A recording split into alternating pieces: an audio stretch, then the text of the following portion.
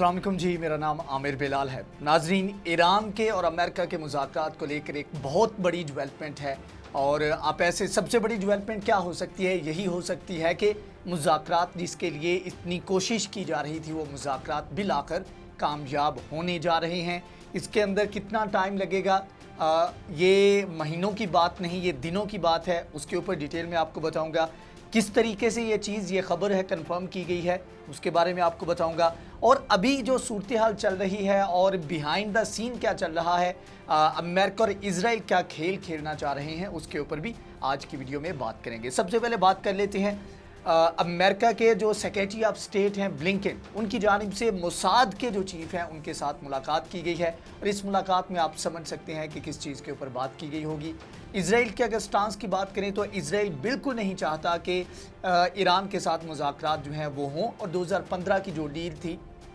उसके ऊपर दोबारा से उसको रिवाइव करने की बात की जाए। यही वजह है कि रिसेंटली एक जो ऑडियो लीक की गई वो भी एक कोशिश थी सबोताज करने के लिए ईरान के और अमेरिका के और यूरोपीय यूनियन और दीगर जितने भी ममालिक इसमें शामिल हैं उनके मुज़ाकरात के जो प्रोसेस था उसको सबोताज करने की कोशिश की गई। इसके ऊपर जवाद ज़रीफ की जानिब से तो उस तरह बयान सामने नहीं आया, लेकिन हसन रूहानी ने इसके ऊपर तरदीद की है और इसको इजराइल की और सऊदी अरब की साजिश करार दिया है। दूसरी तरफ अगर बात की जाए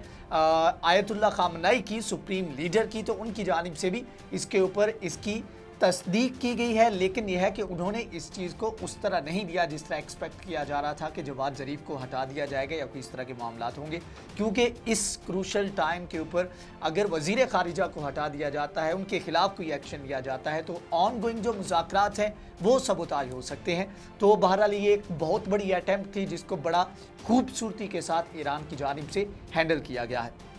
दूसरी तरफ ये ब्लिंकन की और साथ में मोसाद चीफ की जो मुलाकात हुई, इसमें ऑफ कोर्स इस चीज़ को डिस्कस किया गया कि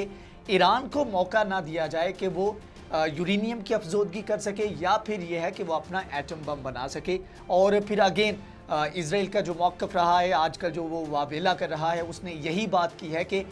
ईरान जो है वो रुक नहीं रहा, उसने अपनी यूरेनियम जो है उसको जो है वो एटम बम बनाने की तरफ जो है वो पेशकदमी कर रहा है, उसको रोकना चाहिए, ब्ला ब्ला ब्ला। तो ये सारी बातें हुई हैं। इसके ऊपर जो एक शैडो वार चल रही है वो कंटिन्यूसली चल रही है। एक तरफ से इजराइल जो साफ टारगेट हैं उनके ऊपर अटैक करता है ईरान के, और ईरान जो है उसके रिटेलिएट करने में बराह रास्त नहीं, सामने आकर नहीं, लेकिन यह है कि बिहाइंड द सीन रहकर ये तमाम तरह इक़दाम जो है वो कर रहा है।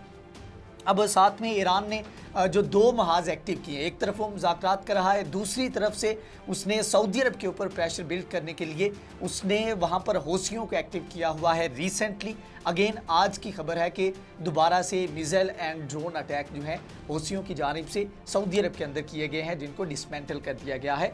सऊदी अरब की कोलिजन फोर्सेस की जानिब से। तो ये सारी सूरत हाल इस वक्त चल रही है। दूसरी तरफ अगर मुज़ाकरात की बात की जाए तो तीसरा मुज़ाकरात का दौर वियना के अंदर हुआ है, जिसमें तमाम तर फरीक यहाँ पर मौजूद थे और जो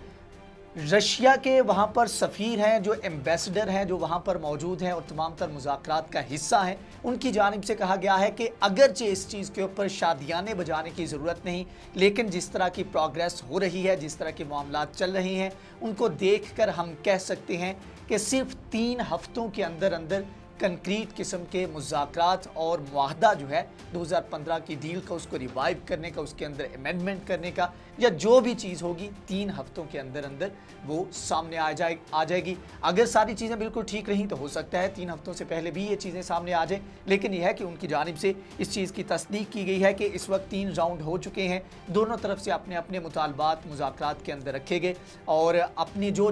तहफ़्फ़ुज़ात थे ईरान की जानिब से भी शेयर किए गए और दूसरे जो फरीक थे उनकी जानिब से भी रखे गए। अब इसमें यहाँ पर एक और चीज़ जो नोट करने वाली है वो ये है कि एक्सपेक्ट किया जा रहा था कि मुज़ाकरात के अंदर अमेरिका एंट्री मारेगा, लेकिन अमेरिका अगर इसमें एंट्री मारता तो उसका नुकसान अमेरिका को था, और वो ये था कि अमेरिका एक तरह से उसको एडमिट करना पड़ता कि उसने 2018 में जब डोनाल्ड ट्रंप ने विड्रॉ किया इस डील से, तो उसने इस डील की जो इसेंस थी उसको नुकसान पहुँचाने की कोशिश की।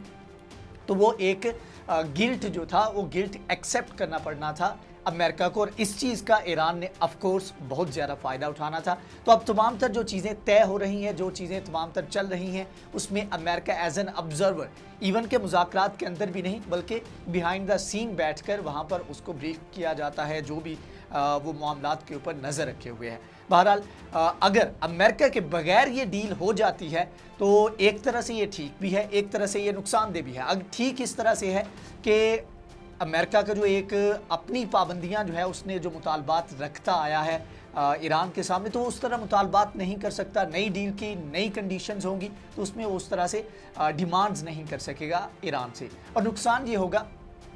कि खुले तौर पर जिस तरह डोनाल्ड ट्रंप ने जब विड्रॉ किया तो वो लायबल नहीं थे कि इस डील के तहत जो पाबंदियां ना लगाने का वादा किया था उसके ऊपर अमल दरामद करें, और डोनाल्ड ट्रंप ने दिल खोल कर पाबंदियां आयद की थी ईरान के ऊपर। तो अगर इसमें वो शामिल नहीं होते तो ये उनके पास एडवांटेज होगा अमेरिका के पास, वो जब दिल चाहे उसको लगे या फिर कोई भी बहाना बनाकर वो ईरान के ऊपर ये पाबंदियां जो है इनको आयद कर सकता है। तो ये एक क्रूशल किस्म की सूरत हाल है जिसमें दोनों तरफ से कोई भी बिहाइंड द सीन जो शैडो वार चल रही है उसमें किसी ने भी कोई भी स्लो डाउन नहीं हुआ, कोई भी इस चीज़ से पीछे हटने को तैयार नहीं, अपना अपना जो स्टांस है उससे पीछे हटने को तैयार नहीं। एक तरफ तुर्की के साथ मामला जो है काफ़ी ख़राबी की जानिब जा रहे हैं। रिसेंटली एक बेस का भी क़याम का ऐलान किया है इराक के अंदर तुर्की की जानिब से। इसके ऊपर ईरान जो है उसका शदीद रद्द अमल आ सकता है, अमेरिका का रद्द अमल आ सकता है। इसके अलावा सऊदी अरब के साथ मामलात ईरान के थोड़े से बेहतर होते नज़र आ रहे हैं और दूसरी तरफ तुर्की और सऊदी अरब के ताल्लुकात बेहतर होते नज़र आ रहे हैं। तो एक तरह से तमाम जो फरीक हैं वो इस वक्त मफाद की जंग लड़ रहे हैं। इससे पहले ये था कि हर कोई अपनी अपनी कोशिश कर रहा था, कोई भी मुज़ाकरात की मेज़ पर आने को तैयार नहीं था। लेकिन अब सूरत हाल ये है कि तमाम फरीक जो हैं वो जितना भी एक सफारती महाज के ऊपर एडवांटेज ले सकते हैं, उठा सकते हैं, उसको उठाने की कोशिश कर रहे हैं। और इससे आप देख लें, इस बात से आप अंदाज़ा लगा लें कि एक तरफ अगर सऊदी अरब जो है वो दोस्ती का हाथ बढ़ाता है ईरान की तरफ, तो ईरान भी उसी तरह का विलिंगनेस जो है वो शो करता है। दूसरी तरफ अगर तुर्की की बात करें तो तुर्की ने ईरान की वजह से सऊदी अरब के साथ हाथ मिलाया, तो शायद यही वो प्रेशर था जिसकी वजह से ईरान को भी सऊदी अरब के साथ मामलात को थोड़ा सा बेहतर करना पड़ा। तो बस ये एक तरह की खिचड़ी पकी हुई है, लेकिन यह है कि ये तमाम तर चीज़ें जो हैं एक मरतबा से फिर अपनी असल हालत में चली जाएंगी, क्योंकि ये ऐसे नहीं आप कह सकते कि एक बहुत बड़ा ब्रेक थ्रू होगा। लेकिन यह है कि जैसे ही ईरान की ये डील जो है 2015 की, इसके ऊपर कोई फाइनल चीज़ें, कंक्रीट चीज़ें सामने आएंगी तो उसके बाद ये सारा कुछ भी एकदम से बैठ जाएगा और इसके ऊपर दोबारा से अपनी वो पुरानी डगर के ऊपर तमाम ममालिक जो है वो अपने अपने अंदाज में एफर्ट करते आपको नजर आएंगे। बहरहाल ये ऑनगोइंग सिचुएशन है जिसके बारे में हम आपको आगाह करते रहेंगे। अगर ये वीडियो आपको पसंद आई है तो इसको लाइक करें, शेयर करें, हमारे चैनल को सब्सक्राइब करें। नेक्स्ट वीडियो में हाजिर होंगे, तब तक के लिए अल्लाह हाफिज़।